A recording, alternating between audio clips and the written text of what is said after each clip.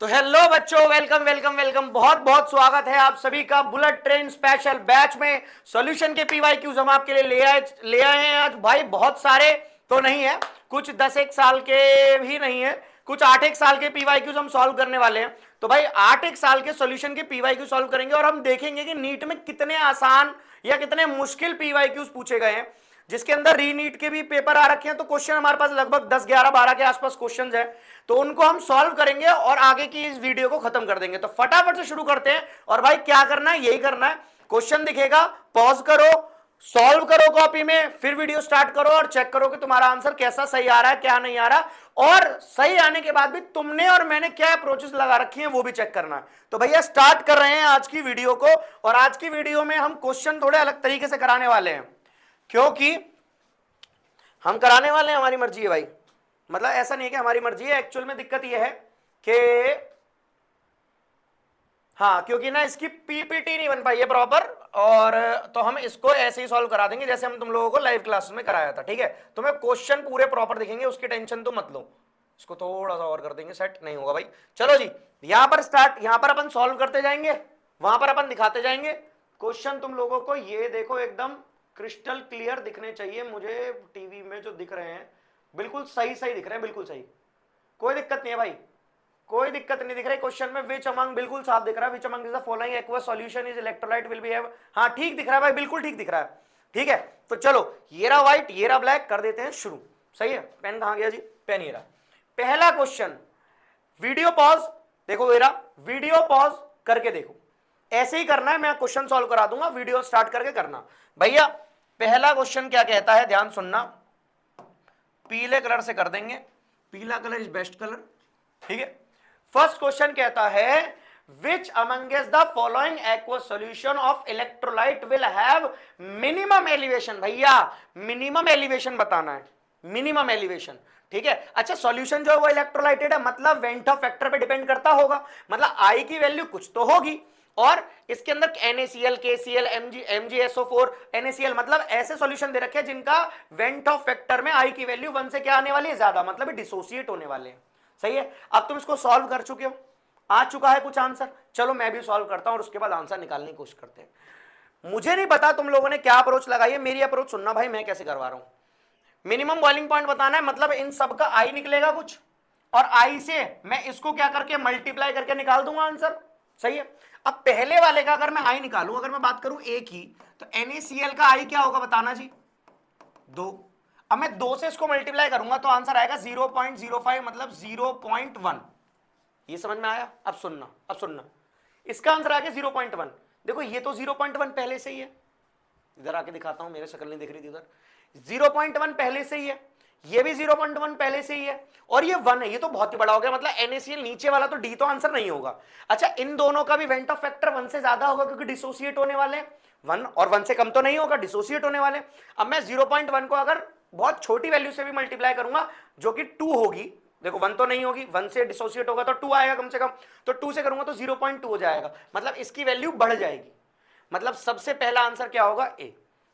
समझ में आया, सबसे पहला आंसर क्या होगा, ए ही आंसर होगा पहले वाले का। हम लोगों ने क्या अप्रोच लगाई, दूसरे और तीसरे को चेक भी करने की जरूरत हमें नहीं पड़ी है। इज इट क्लियर, आई से ही आंसर आ गया।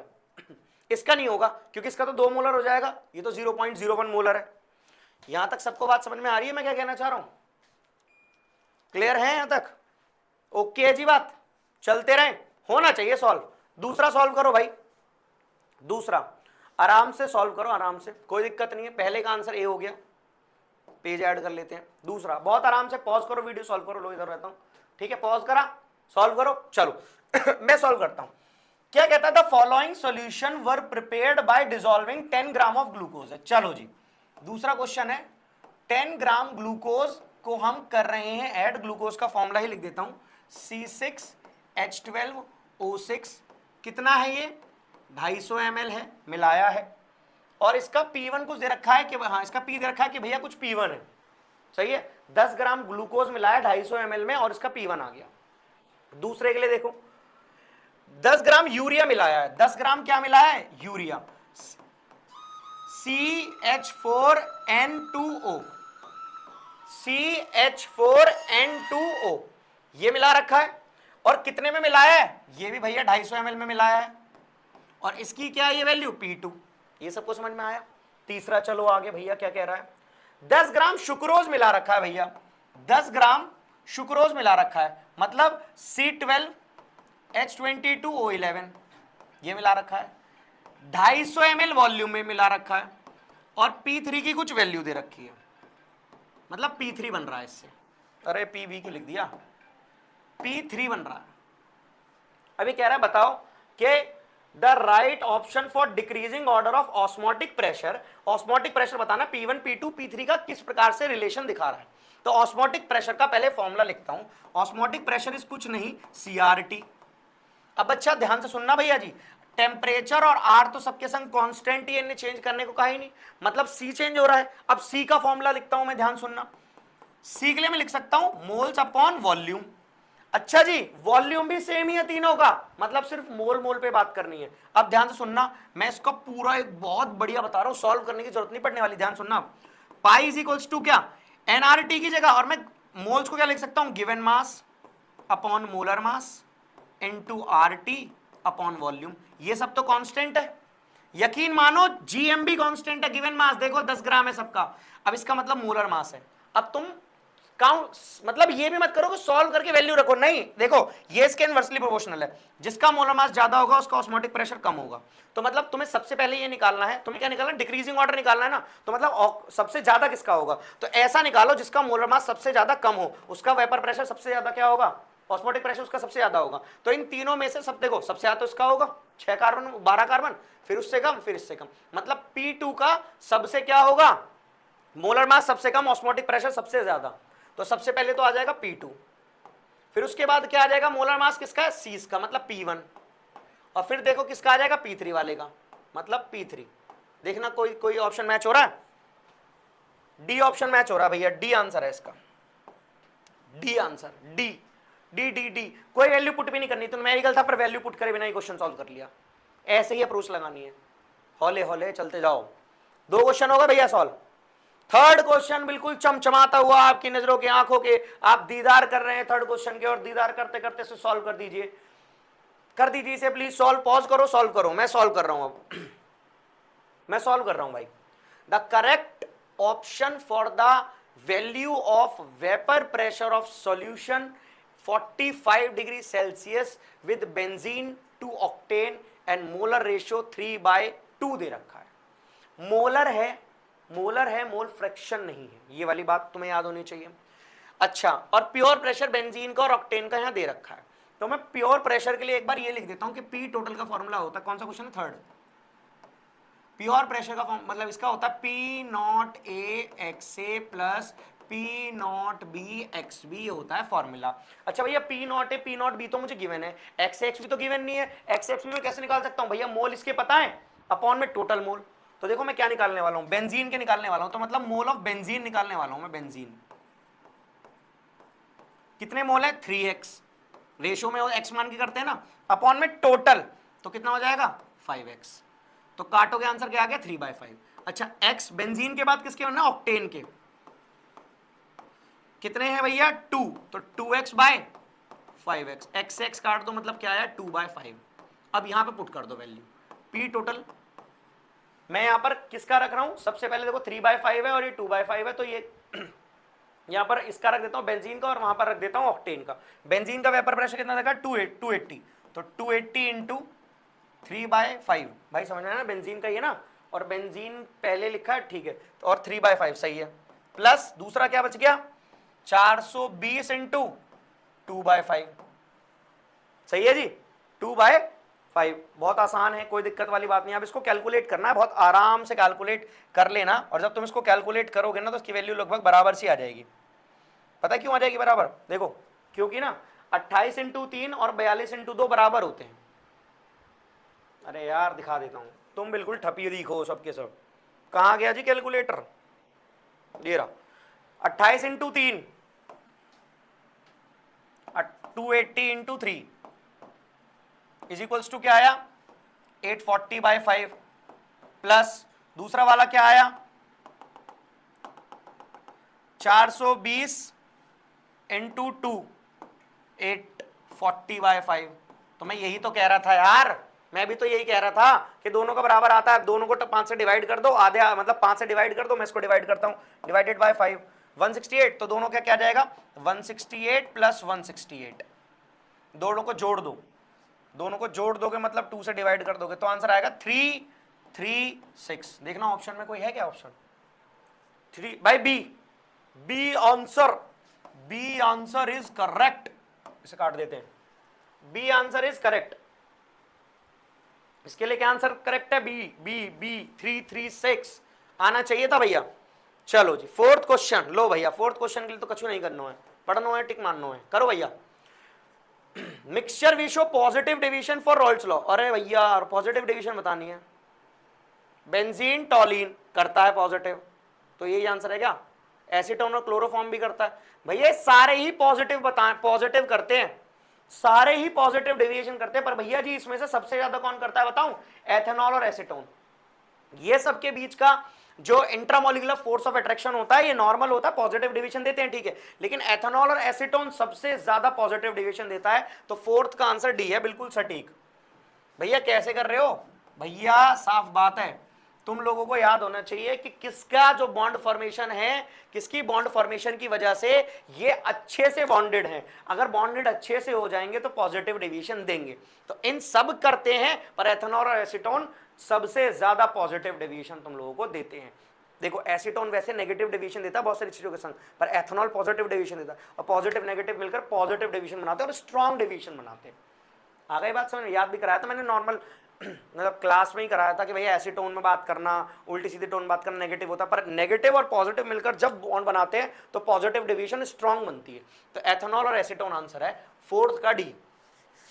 5 का 5 क्वेश्चन पढ़ो भाई, बहुत बड़ा सा लग रहा है क्वेश्चन, कुछ क्वेश्चन सॉल्व करना पड़ेगा लग रहा है।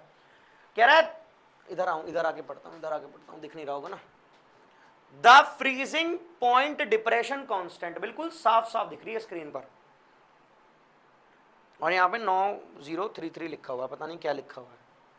चलो क्या कह रहा था मैं, the freezing point depression constant के एफ ऑफ बेंजीन, ये के एफ की वैल्यू गिवन है बेंजीन में, आ जाओ जी, क्या है 5.12।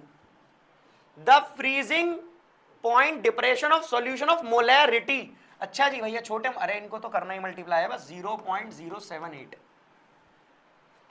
कंटेनिंग नॉन इलेक्ट्रोलाइट, आई है ही नहीं, नॉन इलेक्ट्रोलाइट आई है ही नहीं, बहुत बढ़िया। Solute benzene, round of value बतानी है। देखो अब मैं तुम लोगों को ना दो चीज करके दिखाता हूं इसमें, या तो तुम क्या करो, या तो देखो मैं पहले फॉर्मूला लिख के बताता हूं, डेल्टा टी एफ बताना क्या हो जाएगा, के एफ इंटू एम, के एफ कितना 5.12 इंटू 0.078। मैं इसको थोड़ा कम कर रहा हूं, इसको थोड़ा बढ़ा रहा हूं, मतलब मैं इसको 5 मानता हूं लगभग, और इसको मैं मान रहा हूं 0.08 0.08 मान लिया मैंने इसको सॉल्व करने के लिए, तो 5 अट्टे 40, 40 वाला आंसर होगा, मतलब 0.40 वाला होगा, बी आंसर होगा। पर एक बार मैं तब भी तुम लोगों को कैलकुलेट पूरा करके दिखाता हूं इन दोनों को, ध्यान सुनना। ये मैंने सिर्फ राउंड ऑफ, क्योंकि देखो ना इसने अपने मुंह से बोला राउंड ऑफ 2 वाली ले लो, भैया राउंड ऑफ वाली वैल्यू जब इसने अपने मुंह से कह दिया राउंड ऑफ, तो मैं क्यों बसड़ मार करता रहूंगा। पर एक बार मैं तब भी तुम लोगों को कैलकुलेट करके दिखाता हूं, वरना तुम घर बैठ के भी आराम से कैलकुलेट कर सकते थे, क्योंकि तुम तो घर ही बैठे होगे। 5.12 इंटू 0.078, होए 2 पॉइंट लगा दिए, कमाल ही कर दिया भाई, केमिस्ट्री में क्रांति आ जाती है अभी। क्या आंसर आया 0.39, और 2 डेसिमल के बाद लेना तो 40 वाला ही आंसर है, मैं भी तो ये कह रहा था बी आंसर है, B B B B four, बहुत बढ़िया 40 वाला आंसर। मैंने कैसे करा, राउंड ऑफ निकालना था, इसको थोड़ा कम करा, इसको थोड़ा बढ़ाया, सॉल्व करा, 8 5 40। इसके देखो अगर आंसर बहुत ज्यादा पास पास होते 42 40 41 43, तब तुम लोगों को बिल्कुल एग्जैक्ट सॉल्व करना पड़ता, पर यहाँ पे है ही नहीं, और अपने मुंह से राउंड ऑफ कहा तो इतने पास आंसर हो ही नहीं सकते थे, 40 वाला आंसर हो गया। आराम से कैलकुलेशन करनी है भैया, नीट की कैलकुलेशन मुश्किल नहीं होती। नीट में तुम्हें उसे भी पता है, नीट वाला जो क्वेश्चन तुम लोगों के लिए बना रहा है, कि तुम्हें देखो मैं ये नहीं कहता लेंथी क्वेश्चन आएंगे ही नहीं, आ सकते हैं केमिस्ट्री में, पर आएंगे कितने, 1 2 3 4 बस। अगर वो सारे ही क्वेश्चन लेंथी डाल देगा तो तुम बायो और फिजिक्स कब करोगे, उन्हें भी पता है कि तुम्हें 180 मिनट में 180 क्वेश्चन बनाने हैं, तो वो तुम्हारा प्रेजेंस ऑफ माइंड चेक कर रहे हैं ये वाला क्वेश्चन सॉल्व करना था ही नहीं इतना बड़ा कि तुम इन दोनों को मल्टीप्लाई करो, इसको 5 इंटू 8 करना था, 8 मान के कर देना तो हो गया सॉल्व। ये वाला जो क्वेश्चन था पहले वाला, इसको सॉल्व कोई करना था, पहले वाले से ही आंसर हो गया। तो तुम लोगों को देखना है इस बात को, तुम भी मानो और वो भी मान रहा है जो तुम लोगों के लिए एग्जाम बना रहा है कि तुम्हें कम समय में ज्यादा क्वेश्चन बनाने हैं। जो जेई वाले क्वेश्चन होते हैं ना उसमें कैलकुलेटिव होता है, उसमें ऐसी अप्रोच बहुत कम लगती है, नीट में ऐसी अप्रोच भर भर के लगती है। तभी देखो ट्रिक ट्रिक भैया, कॉन्सेप्ट भी याद होने चाहिए, ट्रिक याद होती है भूल जाते हो, इतना सारा सिलेबस होता है तुम्हारे लिए, कॉन्सेप्ट याद रहते हैं तो कभी नहीं भूलते। तो ध्यान से सुन लो कि क्या कंडीशन समझा रहा हूं, क्वेश्चन करने की अप्रोच जानी चाहिए। ये क्या आ रहा भाई, पता नहीं भाई, यही समझो, ये समझ में आया, क्लियर है? चलें जी, चलो जी, चलो जी। क्वेश्चन नंबर 6 भाई, 5 समझ में आ गया, बी आंसर है 6। करो भाई पॉज करो, अच्छा क्वेश्चन लग रहा है, पॉज करो करो। If 8 gram of non electrolyte solute, आई नहीं, कितना अच्छे क्वेश्चन दे रहे हैं, वेंटो फैक्ट्री नहीं ला रहे हैं। और देखो ये अपने अपने घर से नहीं लाया हूं मैं क्वेश्चन कि मैंने अपने चाचू को फोन करा, हेलो चाचू क्वेश्चन भेज देना आसान आसान 10-1, ऐसा नहीं है। 2023 से 21, 21, 20, 20 कोविड रीनीट 19, 17 मतलब क्वेश्चन ऐसे ही आते हैं सॉल्यूशन से। मैं तुम्हारे लगभग कितने कहां कब तक के हैं भैया, 17 तक के हैं, 25 में दे रहे हो, लगभग 8 साल के आसपास के क्वेश्चन ले आए हूं। तो ध्यान से सुनते जाना। करो भाई 6 क्वेश्चन, अच्छा लग रहा है 6 क्वेश्चन देखने में। If 8 gram of non electrolyte solute, आई तो है ही नहीं, dissolve in 144 gram of n octane, ठीक है, to reduce its vapour pressure. अच्छा रिलेटिव लोवरिंग आ गया, अपने मुंह से कह रहा है, अपने मुंह से कह रहा है कि ले भैया relative lowering in vapour pressure दे रहा हूं, दम है तो कर ले। और relative lowering in vapour pressure ही पहले पेल लो, क्वेश्चन में फॉर्मूला क्या है, P naught A minus PS upon P naught A is equals to XB। सही है वाली बात, बिल्कुल सही है, ओके जी। आ जाओ आगे क्वेश्चन पढ़ते हैं।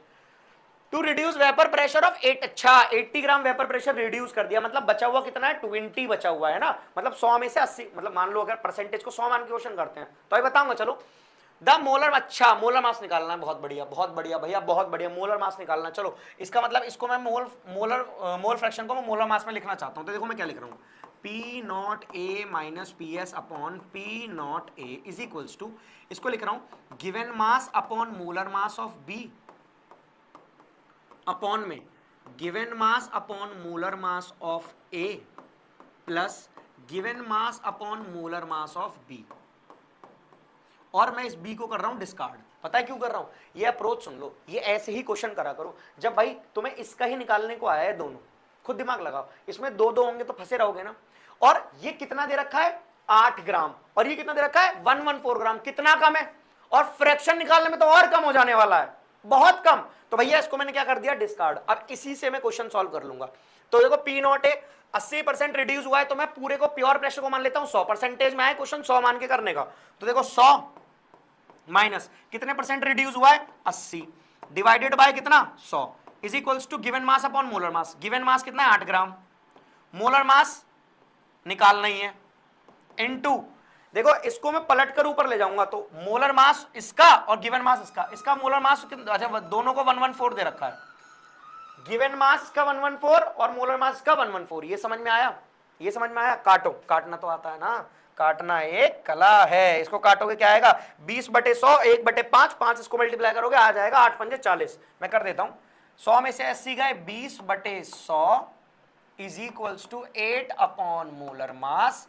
इससे काटोगे आएगा 5, 5 8 40, तो मोलर मास आ जाएगा 40 ग्राम्स। देखना है ऑप्शन डी, ऑप्शन है भैया जी डी। 6 कड़ी 6 कड़ी 6 कड़ी हो गया, हो गया। रीनीट में आया था, अच्छा क्वेश्चन था भाई, अच्छा क्वेश्चन था नो डाउट, सॉल्व करने वाला ही था, सॉल्व ही करना पड़ेगा भैया, सॉल्व ही करना पड़ेगा। 7th क्वेश्चन आपकी नजरों के सामने, isotonic solution have same isotonic concentration outer side inner side बराबर है, ना अंदर जाएगा ना बाहर आएगा, ना ऑस्मोटिक प्रेशर लगेगा ना कुछ भी नहीं होने वाला। तो चलो इसमें से चेक कर लेते हैं। फ्रीजिंग पॉइंट नहीं, ऑस्मोटिक प्रेशर भाई ये सही है ना, इक्वल कॉन्सेंट्रेशन। और तुम तो नीट वाले हो यार, अब मुझे तुम लोगों को आइसोटोनिक सॉल्यूशन भी पढ़ाने पड़े ना तो फिर बर्बाद है तुम्हारी जिंदगी, यकीन मान लो बर्बाद है। मैं बताऊं, छत पे जाओ और घूमो, इधर उधर छतों पे देखो, कुछ नहीं रह गया, नीट वीट तुम्हारे लायक नहीं है भाई, तुम गलत जगह हो और तुम गलत क्वेश्चन ही कर रहे हो। तुम बायो वाले हो और तुम ऑस्मोसिस नहीं जानते हो, आइसोटोनिक नहीं जानते हो, तो तुम छत पे जाओ और इधर उधर छतों पे बस देखो, पतंग उड़ाओ, बस बस कुछ नहीं करने का। और ठीक है, 7 के बाद 9 आया है, 8वां हमने खा लिया है, खा लिया नहीं है, 8 खा लिया है, बस बाकी क्वेश्चन लिखा हुआ है। करो क्वेश्चन सॉल्व जी, करो जी क्वेश्चन सॉल्व। 7वें का बताया, 7वें का लिखा था आंसर, नहीं लिखा जी, 7वें का लिख देते हैं, 7वें का B, B for osmotic pressure. 8वें का for an ideal solution, ideal solution के लिए भैया डेल्टा जी नेगेटिव, अच्छा ठीक है, 0 के बराबर है, मतलब ये तो नॉन स्पॉन्टेनियस स्पॉन्टेनिटीज वाली। डेल्टा एच, डेल्टा 0 भैया आइडियल है, आइडियल है, इसका मतलब क्या होगा, इसका मतलब क्या होगा, delta H no endothermic exothermic कुछ नहीं है, कांस्टेंट टेम्परेचर है, कांस्टेंट प्रेशर है, डेल्टा एच सही है, बिल्कुल सही है भैया। तो इसका आंसर होगा सी, 8 का सी, सी फॉर करेक्ट। और सी फॉर सिलेक्शन, भैया सी सिलेक्शन की स्पेलिंग एस से शुरू होती है, हमारी सी से ही होती है भाई, तू क्या ले रहा है, तू क्वेश्चन सॉल्व कर बस। 9वां 10वां 11वां 12वां तो है नहीं, 10 ही है जी, कर दो जी, क्षेत्र में आकार कर दो जी 9वां क्वेश्चन करके। The mixture that form maximum boiling azeotrope, भाई एसिड और वाटर, एसिड और वाटर, सबसे पहले ही HNO3 और वाटर है, ये तो मैंने तुम लोगों को क्लास मतलब बताया है, ये तुम्हें पढ़ना चाहिए। मैं तुम लोगों को क्या कहता हूं हमेशा, एनसीईआरटी भाई जरूर रीड करो। तो वाटर और एसिड का एजियोट्रॉपिक जो होता है वो मैक्सिमम होता है। और मैंने तुम्हें जब ये बात नॉर्मल बताई था, मैंने तुम्हें किसका एजियोट्रॉपिक मिक्सचर बताया था। अच्छा एजियोट्रॉपिक मिक्सचर में थोड़ा सा क्लास में और बता देता हूं, शायद लास्ट वीडियो में एजियोट्रॉपिक मिक्सचर नहीं बताया, ध्यान सुनो। एजियोट्रॉपिक मिक्सचर्स क्या होते हैं बच्चों, एजियोट्रॉपिक मिक्सचर वो होते हैं कि एक सॉल्यूट एक सॉल्वेंट लेकर ऐसे मिलाऊं दोनों को, इस तरीके से दोनों एक हो जाएं कि दोनों एक ही टेम्परेचर पे बॉईल हो। समझ में आ रही बात, पानी अलग टेम्परेचर पे बॉईल हो रहा था, एसिड अलग टेम्परेचर पे बॉईल हो रहा था, दोनों को इस कंसंट्रेशन में मिलाया, अब दोनों एक ही में बॉईल हो रहे हैं। जैसे HCl का और वाटर का दे रखा है लगभग 20.2%, अगर HCl मिलाओगे वाटर में ना तो दोनों का बॉइलिंग पॉइंट एक हो जाएगा। वैसे ही इसका आंसर है, वाटर और नाइट्रिक एसिड का मैक्सिमम बॉइलिंग एजियोट्रॉप बनता है, एसिड का और वाटर का मैक्सिमम बॉइलिंग एजियोट्रॉप ही बनता है। इसमें कोई और होते फिर हम स्ट्रॉन्ग एसिड और स्ट्रॉन्ग बेस से चेक करते, मतलब स्ट्रॉन्ग एसिड से चेक करते, एसिड का ही होता है। आ गई बात समझ में। तो 9वें का आंसर क्या है बोल दो, 9वें का आंसर क्या है जी, ए है, ए फॉर आता है, आता है मतलब आंसर आता है। 10वां, इफ मोलैलिटी, ठीक है जी, of dilution solution is double, ठीक है जी, the value of molar depression constant KF will be unchange है भाई, पहला ऑप्शन है 10वां। दूसरे क्वेश्चन पढ़ने की भी जरूरत नहीं है, अरे यार KF तो कांस्टेंट होता है, कांस्टेंट ही वो कांस्टेंट ही क्या जो किसी के बाद से बदलाव हो जाए, नहीं होगा भाई। ये केमिकल काइनेटिक्स नहीं चल रहा जहां कांस्टेंट चेंज होते हैं, ये रेजिस्टिविटी नहीं चल रहा जहां कांस्टेंट चेंज होते हैं, यहाँ रेजिस्टिव वेरिएबल कांस्टेंट नहीं है, फिक्स कांस्टेंट है जी, हाँ है ना। अब ये कोई एक बोलेगा भैया डेल्टा TF है, M है, F है, तो delta TF is equals to क्या होता है भैया, KFM। अब M जाएगा इधर तो delta TF upon M is equals to KF हो जाएगा, ये तो इसके इनवर्सली प्रोपोर्शनल है। अगर ये इसके इनवर्सली प्रोपोर्शनल है ना तो याद करो बचपन में एक चीज पढ़ी है, इसको ऊपर करके, ओहो रुक जाओ, क्या कर दिया भाई, क्या कर दिया भाई, कहाँ गया क्वेश्चन, ये रहा, इसे बैक करो, इसे सिलेक्ट करो, इसको ऊपर करूं, फिर मैं तुम लोगों को चीज बताता हूँ, ध्यान सुनो। अगर ये ऐसा है तो तुम लोगों ने बचपन में एक फॉर्मूला पढ़ा है, R is equals to ρ L upon area. तो अगर मैं रेजिस्टिविटी निकालू, सबको इधर ले आता हूं, तो क्या हो जाएगा, RA upon L is equals to ρ। क्या ρ क्या चेंज होता रहता है लेंथ के बढ़ने से, ये तो नेचर ऑफ मटेरियल होता है ना, ये तो चेंज नहीं होता। सिमिलरली KF भी कभी चेंज नहीं होता, कांस्टेंट होता है, अनचेंज होता है। तो 10th का आंसर ए है। 11वें का आंसर जी, which of the following is dependent on temperature, temperature पे वो डिपेंडेंट होगा भाई जो वॉल्यूम पे डिपेंडेंट होगा। अब चेक कर लो इनमें से कौन कौन है। वेट परसेंटेज नहीं है, मोलैलिटी वेट पर होता है, गिवन मास अपॉन मोलर मास, या फिर ऐसे कर सकते हो मोल्स अपॉन वेट, नहीं होता। मोर फ्रैक्शन भी नहीं होता, मोलैरिटी होता, मतलब सी आंसर है यार, सी फॉर करेक्ट।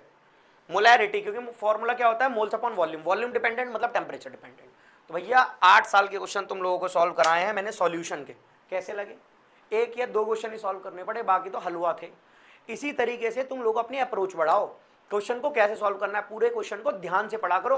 तुम क्वेश्चन पढ़ने में लगाते हो ज्यादा समय, सॉरी तुम क्वेश्चन पढ़ने में लगाते हो कम समय और सॉल्व करने में लगता है ज्यादा। तुम क्वेश्चन पढ़ने में ज्यादा समय दोगे ना, सॉल्व करने में लगेगा कम, इस बात की गारंटी है। तो भैया आज की क्लास यहीं ओवर करते हैं, नेक्स्ट क्लास में इलेक्ट्रोकेमिस्ट्री पढ़ेंगे, बहुत इंपॉर्टेंट और बहुत धमाकेदार चैप्टर होने वाला है, बहुत सारे क्वेश्चन है उसके, ठीक है। तो आज की क्लास में यहीं ओवर करता हूं और आप सबसे विदा लेता हूं। सारे क्वेश्चंस को लगाना और आगे पीछे वाली वीडियो और बैकलॉग को कंप्लीट करते रहना भैया, ठीक है। तो आज क्लास ओवर करता हूं। This is all for today, thank you so much, good bye, good night, okay bye बच्चों।